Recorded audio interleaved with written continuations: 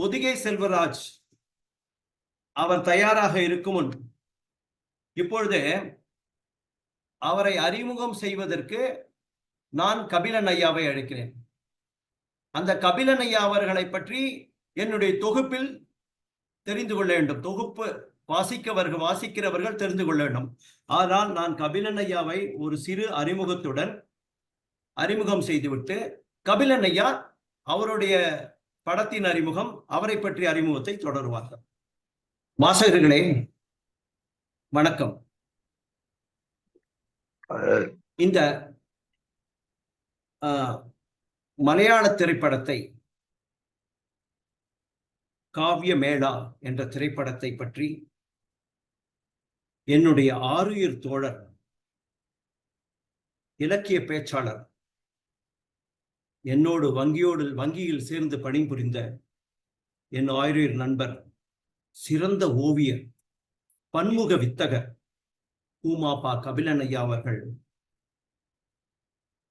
அவர் என்னுடைய இந்த காவியமேளா படத்தை பற்றியும் காவியமேளா படத்தை பற்றி சொல்வதற்கு ஆயத்தமாக இருக்கும் பொதிகை மு. செல்வராஜ் அவர்களை பற்றியும் அறிமுகம் செய்து தருவார்கள்.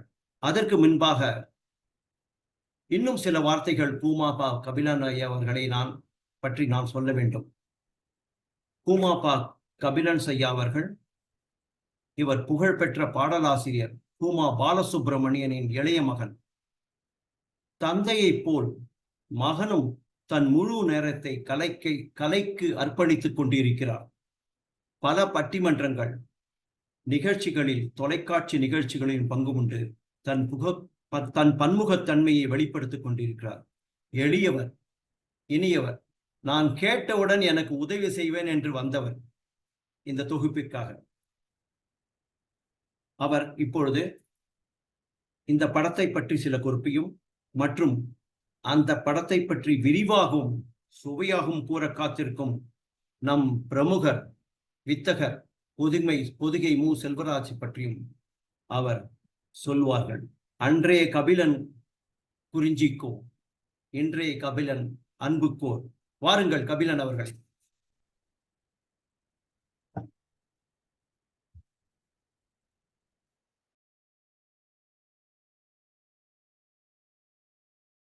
வணக்கம், அனைவருக்கும் இனிய மாலை வணக்கம். என்னை பற்றி அவர் நல்ல அறிமுகத்தையும் தந்தையை பற்றியும் கூறிய ரவிச்சந்திரன் ஐயா அவர்களுக்கு என்னுடைய நன்றியினை முதலில் தெரிவித்துக் கொள்கின்றேன். இங்கே வந்திருக்கின்ற தமிழ் ஆளுமைகளுக்கெல்லாம் என்னுடைய வணக்கத்தை தெரிவித்துக் கொள்கின்றேன். நான் இப்பொழுது ஒரு படத்தை பற்றி நம்முடைய பொதிகை மு. செல்வராசன் ஐயா அவர்கள் வழங்க இருக்கின்றார்கள் அவருடைய கருத்துரையை, விமர்சனத்தை. அதற்கு முன்பாக நான் அவருடைய அறிமுகத்தை நான் செய்ய வேண்டும். என்னுடைய அறிமுகத்திற்கான நேரம் 3 என்று ஒதுக்கி இருக்கின்றார் ரவிச்சந்திரன் அவர்கள். அவருக்கு இணையராக இருக்கக்கூடிய கௌசல்யா ரவிச்சந்திரன் மிகச்சிறந்த ஒரு கர்நாடக இசை பாடகர்.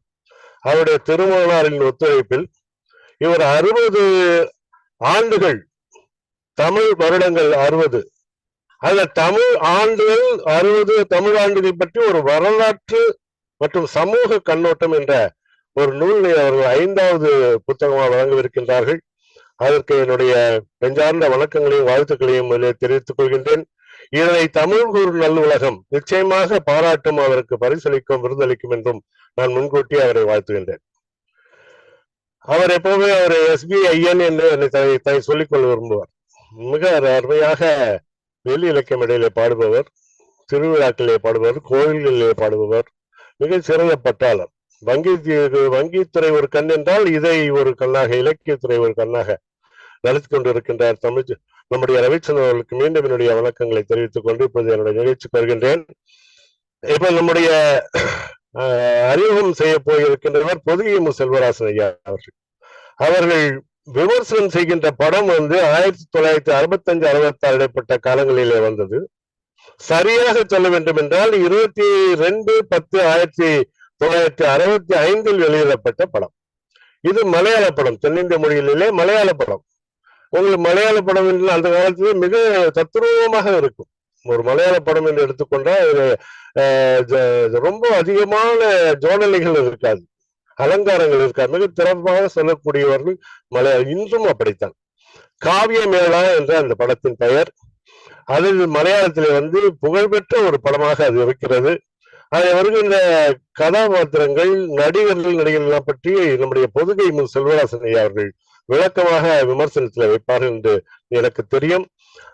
பொதுகை மு. செல்வராசன் ஐயா பற்றி நான் ஒரு சில வரிகளை சொல்ல வேண்டும் என்றால், எதுகை மோனையுடன் மரபு கவிதைகள் படைப்பதிலே வல்லவர் பொதுகை மு. செல்வராசன் ஐயா அவர்கள். அவருடைய படைப்புகள் என்று சொன்னால் பொதுகை சாரல் கவிதை நூல், விடையில்லா கேள்வியை இன்னொரு கர்ணன் என 2 சிறுகதைகள் தொகுப்பு, எல்லாம் நன்றாக என்ற புதின நூலின் ஆசிரியர் அவர். பாலருக்கான பண்பான பாடல்கள் என்று நூல் எழுதியவர். அம்மன் காப்பு என்ற பக்தி நிலையம் எழுதியவர். ஏகப்பட்ட விருதுகளுக்கு சொந்தக்காரர். அண்ணாவின் காஞ்சி முல்லைச்சரம், கவிதை உறவு, மீண்டும் கவிக்கொண்டல், தமிழ் ஆலயம், புதுவை பாரதி, பன்மலர் என்று பல இதழ்களிலே அவருடைய கவிதைகள் பிரசுரமாகி வருகின்றன. கலைமாமணி பொன்னடியார் அவர்களின் திருத்தரங்களால் முல்லைச்சரம் பத்திரிகையின் பொன்விழா ஆண்டிலே அவருக்கு பொன் ஒளி கவிஞர் என்ற பட்டத்தினை வழங்கியிருக்கின்றார்கள். தமிழ் இலக்கிய மன்றம் இவருக்கு மரபு கவியரசர் விருது என்னை வழங்கி கௌரவித்திருக்கிறது. அதே போல பாரதிதாசன் கவிதை நிறுவனர் இங்கே வந்திருந்தார் இல்லையா, நம்முடைய நண்பர் தமிழ்கள் திருவைபாபு அவர்களுடைய அமைப்பின் காரணமாக இவருக்கு கண்ணதாசன் விருது கிடைத்திருக்கிறது. சிவநேய பேரவை இவருக்கு நட்பு கவி மாமணி என்ற விருதை வழங்கியுள்ளது. இவருடைய சமீப கால படைப்புகள் என்று சொல்ல போனால் வல்லவை தாராயோ என்ற ஒரு புத்தகம், அதுக்கு பல பரிசுகள் பல அமைப்புகள் தந்திருக்கின்றன. அதை பற்றி நூல் மதிப்பீடும் நான் ஒரு அமைப்பிலே சொல்லியிருக்கின்றேன். இரத்தின கற்கள் என்ற குற்றவியல் புதினம் ஒன்றையும் எழுதியிருக்கின்றார். அப்படி அவரை பற்றி அறிவு சொல்லிக்கொண்டே போனால் நேரமே இருக்காது. அப்படிப்பட்ட திறமை வாழ்ந்த இணைய வழி பட்டிமன்றங்களிலே, கம்பன் விழாக்களிலே, இப்படி நிறைய பட்டிமன்றங்களிலே, வெள்ளி இலக்கிய மேடையிலே, வெள்ளித்திரை பாடல் குழுமத்தை தன்னுடைய முத்திரையை பதித்துக் கொண்டு வருகின்ற எனக்கு மிகவும் கல்வகை நண்பரான பொதுகை மு. செல்வராசன் ஐயா அவர்களை இந்த மலையாள படத்தினை பற்றி, காவிய வேளா பற்றி அவருடைய விமர்சனம் வைக்கும் அன்புடன் கேட்டுக்கொள்கின்றேன். நன்றி.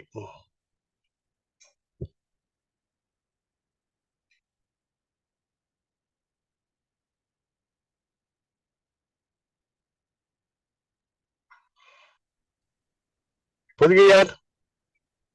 வணக்கம். சரியா கேட்கிறதா? எனக்கு கொஞ்சம் இணைய சிக்கல் இருக்கிற மாதிரி தெரியுது. பார்க்கலாம். சரியா இருக்கு பேசு. செந்தமிழே, சரி. செந்தமிழே செம்மொழியே எந்தனையும் வாழ வைக்கும் முந்தனையே வணங்குகின்றேன். மிக சிறப்பானதொரு நிகழ்வாக இந்த நிகழ்வை கே.எஸ். ரவிச்சந்திரனும் அவங்களுடைய துணைவியாரும் அமைத்திருக்கின்றார்கள். ஒரு புதுமையான நிகழ்ச்சி என்றுதான் இதனை நாம் சொல்ல வேண்டும். ஏனென்றால் வழக்கமாக இலக்கியத்தை பற்றி பேசுவோம், இல்ல சமுதாய மேம்பாடுகளை பற்றியும் குறைபாடுகளை பற்றியும் பேசுவோம். ஆனால் இன்றைக்கு திரைத்துறையை பற்றி நாம் பேச இருக்கின்றோம்.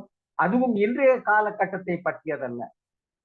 கிட்டத்தட்ட நான் 12 வயதாக இருக்கின்ற பொழுது வெளிவந்த ஒரு படத்தை பற்றி இன்றைக்கு என்னை பேச சொல்லி இருக்கின்றார் ரவிச்சந்திரன் அவர்கள்.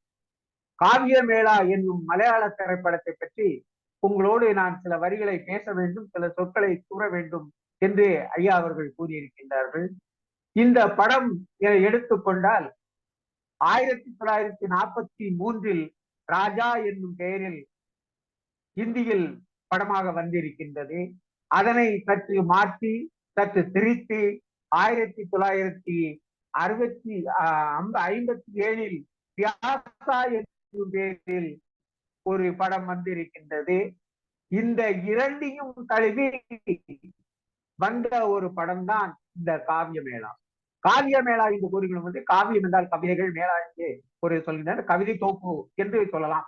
அப்படிப்பட்ட ஒரு சிறந்த நூல் அன்றைய ஒரு காலகட்டத்தில் வெளியாகி இருக்கிறது என்றால், அன்றைய காலகட்டத்திற்கு அது மிக சிறந்த நூலாக அது இருந்திருக்கும், படமாக இருந்திருக்கும்.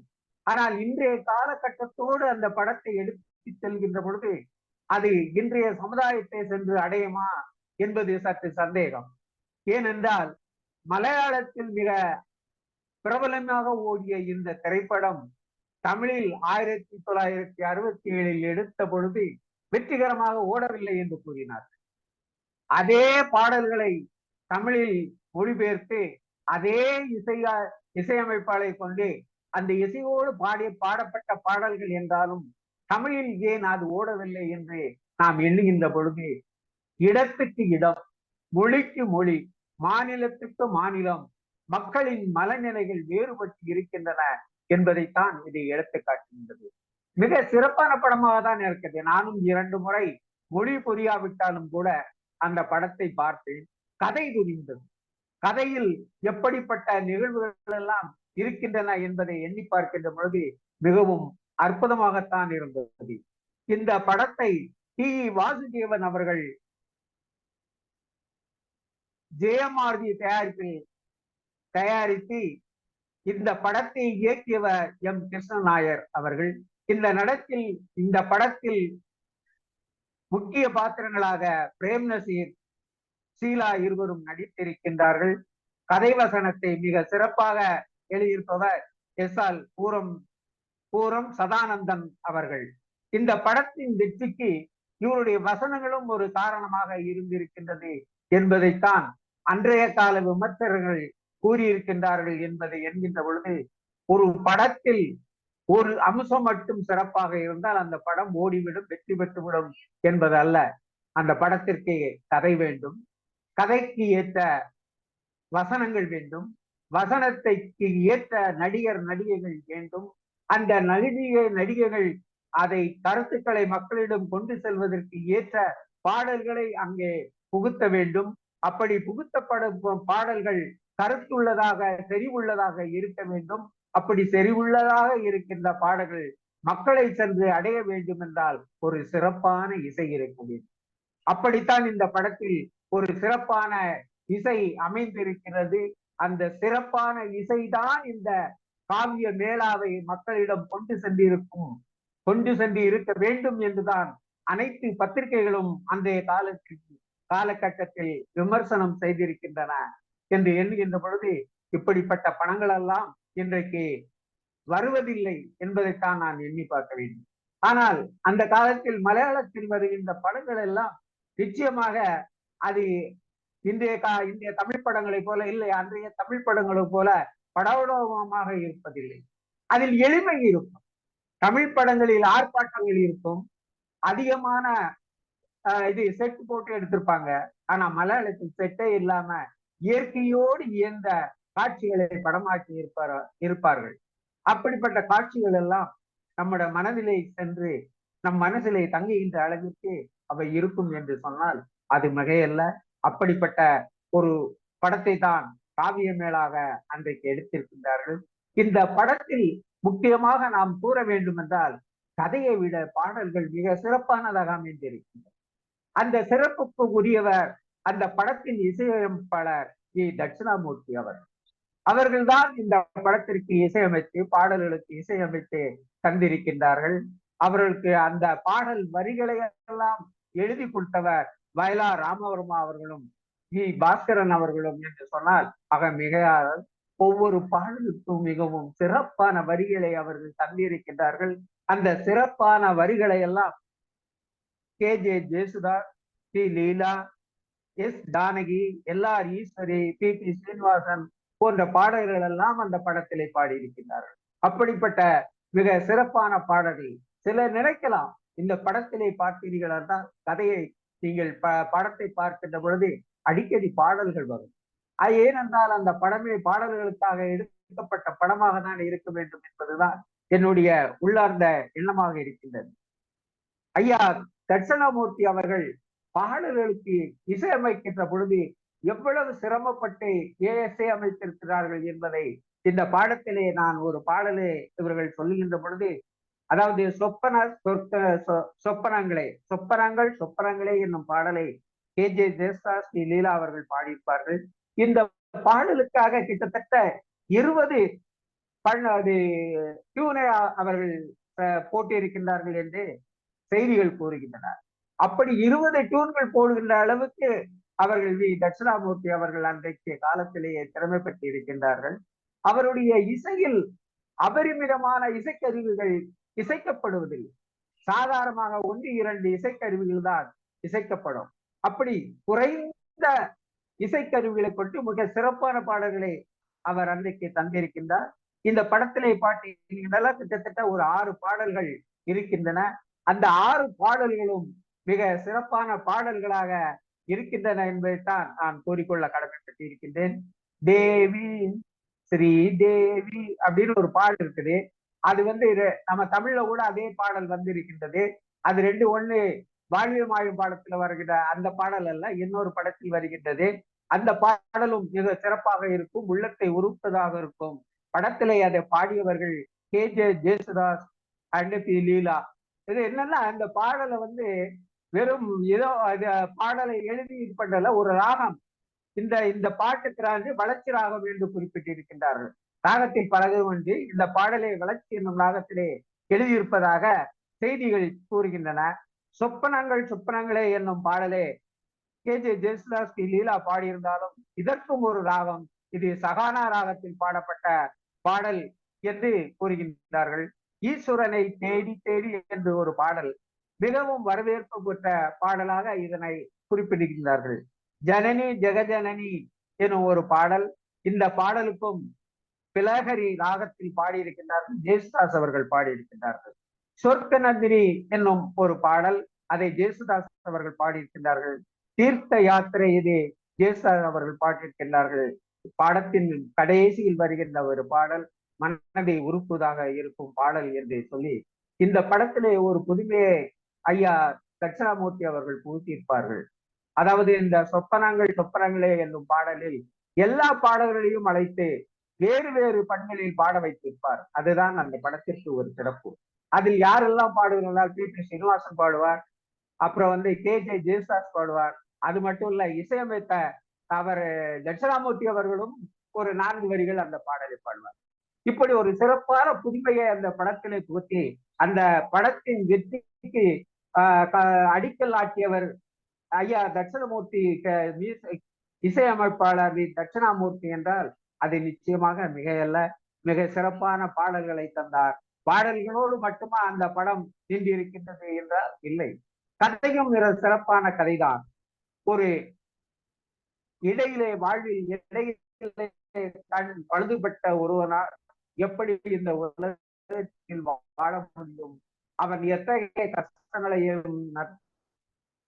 கஷ்டங்களையும் துன்பங்களையும் அனுபவிப்பான், வருமானமே இல்லாமல் எப்படி பாதுகாக்க மாட்டார்களோ அப்படிப்பட்ட நிகழ்ச்சிகள் எல்லாம் எடுத்து கூறி, சொந்த அண்ணனே அவனை ஒரு சொந்த சகோதரியின் கணவர் அவனை வீட்டில் வைத்துக் கொள்ளாமல் வெளியே துரத்து விடுகின்றார். அவருடைய பேச்சும் ஏச்சும் பொறுக்க முடியாமல் இந்த கதாநாயகன், அதாவது பிரேம்நசீர் குடும்பத்தை விட்டு வெளியே சென்று விடுவார் தன்மான உணர்வின் காரணமாக. அப்படி செல்கின்றவரை ரோட்டில் நடந்து செல்கின்ற பொழுது ஒரு வழிப்போக்கர் அவரை பார்த்து, வழிப்போக்கர் என்று சொல்ல முடியாது, ஒரு பொழுதுபோகாத ஒரு மனிதன் அவரை பார்த்து இவருக்கு கண் தெரியவில்லை என்பதை அறிந்து கொண்டு இவரால் பாடல்கள் பாட முடியும் என்பதை புரிந்து கொண்டு அழைத்து சென்று அவருக்கு சாப்பாடுகள் எல்லாம் வாங்கி கொடுத்து தன்னுடைய வீட்டிலேயே தங்க வைத்து பின் அவரை அழைத்து கொண்டு சென்று ஒரு கோவிலில் வைத்து பாடல்களை பாட சொல்லுவார். பாடல்களை பாடத்தில் விட்டு அவர் பாடல்களை இனிமையாக பாடிக்கொண்டிருப்பார்.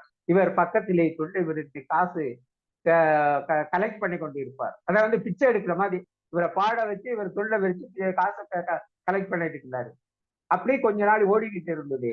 ஆனால் ஒரு காலகட்டத்தில் இவர் இப்படி செய்வது அந்த கதாநாயகனுக்கு தெரிந்து போய்விட்ட காரணத்தினால் இவனை அடித்து துரத்தி விட்டு இவனை விட்டு வெளியே சென்று விடுவார். வெளியே சென்றவர் எங்கே செல்ல வேண்டும் என்று தன்னுடைய கண்ணையை ஆபரேஷன் செய்து சரி பண்ணினால்தான் இந்த உலகத்தில் வாழ முடியும் என்ற முடிவுக்கு திருவனந்தபுரம் ஆஸ்பத்திரிக்கு செல்ல வேண்டும் என்று வழிகேட்டு கொண்டு சென்ற பொழுது அங்கே ஒருவர் இவரை அழைத்து, ஐயா நீங்கள் ஏன் அங்கே செல்கின்றீர்கள், எங்கேயே ஒரு கண் மருத்துவர் இருக்கின்றார், அவரிடம் செல்லுங்கள், அவர் உங்களுக்கு நன்றாக ட்ரீட்மெண்ட் கொடுப்பார் என்று சொன்ன பொழுது அவரை போய் பார்த்தார். அவர்தான் பணிக்கர் என்கின்ற ஒரு டாக்டர். அந்த பணிக்கரை பற்றி தெரிந்து கொண்ட பொழுது பணிக்கர் இவரை பற்றி தெரிந்து கொண்டார். தன்னுடைய பாலிய சிநேகிதனின் மகன் என்பதை புரிந்து கொண்டு அவருக்கு பணம் இல்லாமலே அறுவை சிகிச்சை செய்கின்றார். இந்த இடையில் இந்த கதாநாயகன் ஒரு பூங்காவில் பொழுதுபோக்காக பாடிக்கொண்டு சென்ற பொழுது தேவி ஸ்ரீதேவி என்ற பாடலை பாடுகின்ற பொழுது அந்த கண் மருத்துவரின் மகள் அங்கே வருகின்றார். அவள் பெயர் ஸ்ரீதேவி. அவள் நினைத்து கொண்டால் தன்னை நினைத்துதான் இவன் பாடலை பாடிக்கொண்டிருக்கின்றான் என்று சொல்லி கோபத்தில் அவன் கண் தெரியாதவன் என்பதை அறிந்து கொள்ளாமல் கன்னத்தில் அறிந்து விடுவாள். அதே பாடகன் தன்னுடைய வீட்டில் தன்னுடைய அப்பாவால் பராமரிக்கப்பட்டு கண் அறுவை சிகிச்சை செய்து கொண்ட பொழுது அவனை பற்றி உண்மைகளை தெரிந்து அவன் மேல் காதல் கொள்வாள். அப்படி காதல் கொண்டு இருக்கின்ற ஒரு நிலையில்தான் இவனுக்கு கண் தெரிந்துவிடும். அப்பொழுது இவரும் அவர் டாக்டருடைய பொண்ணும் காதலில் ஈடுபட்டு இருப்பதை உணர்ந்து கொண்ட டாக்டர் தன்னுடைய மகளுக்கு வேறொரு இடத்தில் பெண் பார்க்க நினைப்பார். ஆனால் அதனை அந்த பெண் பார்க்க வந்த மாப்பிள்ளை இவருடைய காதலை புரிந்து கொண்டு விட்டு கொடுத்து விடுவார். ஆனால் பணிக்கர் தனக்கு கற்றுக் கொடுக்க மாண்டே கூடாது என்கின்ற எண்ணத்தில் வேறொரு மாப்பிள்ளையை பார்த்தார் என்ற எண்ணத்தில் அவருடைய எண்ணங்களுக்கு குறுக்கே நிற்க விரும்பாமல் கதாநாயகன் வீட்டை விட்டு சென்று விடுகின்றான். பின்பு கவிதைகளை எழுதி எழுதி குறித்துக் கொண்டு ஒவ்வொரு பதிப்பாசிரியரிடமாக சென்று தன்னுடைய கவிதைகளை வெளியிடுமாறு கேட்டுக்கொண்டு கொள்கின்றார். ஆனால் யாருமே அவனுக்கு உதவி செய்யவில்லை. கடைசியில் ஒரு இடத்தில் போய் சென்ற பொழுது தன்னுடைய கவிதை தாள்களை எல்லாம் டீ கடைக்கா பேப்பரை போல பயன்படுத்தியது கண்டு கோபமுற்று அங்கே அவனை அடிக்க போக அவன் அந்த கவிதைகளை எல்லாம் மல்லி ஜன்னல் வெளியே போட்டு விட்டு இவனை காவல் நிலையத்தில் பிடித்து கொண்டு என்னுடைய ஆபீஸில் திருட வந்தான் என்று கள்ளன் பட்டம் பெற்று ஜெயிலிலே போட்டு விடுவார்கள். அப்படி இருக்கின்ற நிலையில் இந்த கவிதை நூலை எடுத்து யாரோ ரோட்ல போறவன் எடுத்துக்கொண்டு போய் இவனுடைய பழைய ஒரு அந்த இதவனை பாட வச்சு காசு படித்தான் அவனிடம் சென்று சேர்ந்துவிடும் கவிதை புத்தகம். அதை வைத்து அவன் தன்னுடைய பெயரில் அந்த கவிதைகள் எல்லாம் பிரசுரித்து மிகப்பெரிய பணக்காரனாக ஆகி மிகப்பெரிய பிரபலமாகி விடுவான். அந்த கவிதை நூலும் மிகவும் பிரபலமாகிவிடும். அப்படிப்பட்ட நிலையிலே அந்த புத்தகத்திற்கு சாகித்ய அகாடமி கிடைக்கின்றது. இதனையெல்லாம் கேள்விப்பட்ட மருத்துவரின் மகளும் அவருடைய மருமகனும் மற்றும் அனைவரும் தேடி எப்படி இவன் எழுதிய புத்தகத்தை அவன் எப்படி புரிந்தான் என்பதை உண்மையெல்லாம் கண்டுபிடித்து வெளியிட்டு அங்கே சென்று கதாநாயகன் பார்க்கின்ற பொழுது உண்மை தெரிந்து கொண்டுள்ளான். தன்னுடைய பெயரில் எழுதப்பட்ட கவிதைகளை இவன் தன்னுடைய பெயரில் மாற்றி வெளியிட்டு இருக்கின்றான் என்று சொல்லி அங்கே மிகவும் இது பண்ணி அவனுடைய கையெழுத்து பிரதிகள் எல்லாம் பிழித்து போட்டு சென்று விடுவான். இதுதான் தெரியும். வாழ்க்கையில் தன்னுடைய முயற்சியில் நான் முன்னேற நினைக்கின்ற ஒருவனை அந்த முயற்சியில் இருந்து வீழ விடாமல் இந்த சமுதாயம் தடுத்து கொண்டே இருக்கின்றது என்பதற்கு ஒரு எடுத்துக்காட்டாக தான் இந்த படத்தை எடுத்திருப்பார்கள் என்று நினைக்கின்றேன். அதிலும் உடல்நல குறைபாடு உடையவர்கள் இந்த உலகத்தில் வாழ்வதற்கு எத்தனை அந்த காலத்தில் இன்றைக்கு அதெல்லாம் மாறிவிட்டது என்று தான் சொல்ல வேண்டும். அந்த காலத்தில் எப்படி அவர்கள் எல்லாம் சிரமப்பட்டிருக்கிறார்கள் என்பதை எண்ணுகின்ற பொழுது இப்படிப்பட்ட சிறப்பான படங்களை மக்கள் மத்தியிலே கொண்டு சேர்க்க வேண்டும். எப்படிப்பட்ட படங்கள் எல்லாம் இந்த சமுதாயத்துக்கு எடுத்து தர வேண்டும் என்பதை மக்கள் எல்லாம் புரிந்து கொள்ள வேண்டும். இன்றைக்கு வருகின்ற பாடங்கள் வெறும் ஆடம்பரமாக இருக்கின்ற தவிர அதில் கதையோ அது கருத்தோ எதுவுமே இருப்பதாக தெரியவில்லை. ஆனால் இப்படிப்பட்ட படங்கள் எப்போது வருகின்ற பொழுது அவை சிறப்பாக ஓடுகின்றன. இன்னைக்கு ஓடுகின்றவே வாழ இருந்த படம் அதுபோல சில படங்கள் தான் ஓடுகின்றன என்பதை நினைக்கின்ற பொழுது இன்னும் நம்முடைய திரைத்துறை இந்த சமுதாயத்துக்கு பயன்படுகின்ற வகையிலே இருக்க வேண்டும். அதுவும் இளைய சமுதாயத்திற்கு பயன்படுகின்ற நிலையிலே அவைகளெல்லாம் படங்களை கருத்துக்களோடும் உருவாக்க வேண்டும் என்பதை இந்த நேரத்திலே கூறிக்கொண்டு எனக்கு கொடுக்கப்பட்டிருக்கின்ற நேரம் முடிவடைகின்ற நிலையில் இருப்பதனால் இத்தகைய ஒரு அரிய வாய்ப்பினை வழங்கி என்னையும் பேச அழைத்தமைக்கு KS ரவிச்சந்திரன் அவர்களுக்கு நன்றியினை கூறி விடைபெறுகிறேன். நன்றி, வணக்கம். மிக்க மகிழ்ச்சி ஐயா. நீங்க ஒரு காவிய மேளா படத்தை ஒரு ஆய்வாக பண்ணிவிட்டீர்கள், ஆய்வாக செய்து விட்டீர்கள். ஆய்வுதான், சிறிய ஆய்வு இல்லை, பெரிய ஆய்வாக செய்து விட்டீர்கள். நான் இவ்வளவு கூட நினைக்கவே இல்லை. நீங்கள் 2-3 சந்தேகங்கள் என்னிடம் கேட்டீர்கள். அதை நான் சொன்ன உடனே எல்லாத்தையும் கேட்டுண்டு உள்வாங்கிட்டு பிரமாதமா பண்ணிட்டீங்க. இதுல 2-3 விஷயம் நானும் சொல்லணும்னு நினைக்கிறேன். இதுல காவிய மேளான்றது ஒரு இசை மழைங்க, இசை மழை. எல்லா ராகத்தையும், ஒரு பிலஹரி ராகம் சொன்னாங்க, வளர்ச்சி ராகம் சொன்னாங்க, எல்லா ராகத்தையும் கொண்ட இசை மழை. அவர் தட்சிணாமூர்த்தி ஐயா 1919 வருடம் பிறந்து 2013 இருந்தவர். 94 வயது இருந்திருக்காரு. 94 வயது இருந்தவர். இப்ப அவர் கூட அந்த ஒரு சென்ற வருடம் ஒரு விழா எடுத்தார்கள். அந்த விழா எடுக்கும் பொழுது அவருடைய பாட்டுக்களை பாடி ஒரு 30 பேருக்கு பரிசை கொடுத்தார்கள். அதில் சிறந்த பாடலாக ஒரு 3 பேருக்கு சிறந்த பரிசு கொடுத்தாங்க. அதுல நானும் கலந்துட்டேன். அதுல வந்து எல்லாரும் மோஸ்ட் ஆஃப் தி பீப்புள் வந்து மலையாளம் சாங்ஸ் பாடினாங்க. 2-3 பேர் தான் தமிழ் பாடினாங்க. அதுல வந்து உங்களுக்கு எல்லாருக்கும் தெரியும்னு நினைக்கிறேன், நந்தா நீ என் நிலான்னு ஒரு படம் வந்தது. எல்லாருக்கும் தெரியும், நந்தா நீ என் நிலான்னு. அதுல வந்து இவர் தட்சிணாமூர்த்தி இசை. அது ரொம்ப அழகான பாட்டு, பிரமாதமா இருக்கும். இவர் எஸ்பி பாலசுப்ரமணியம் பாடி இருப்பாருல்ல, தென் எஸ்பி பாலசுப்ரமணியம்.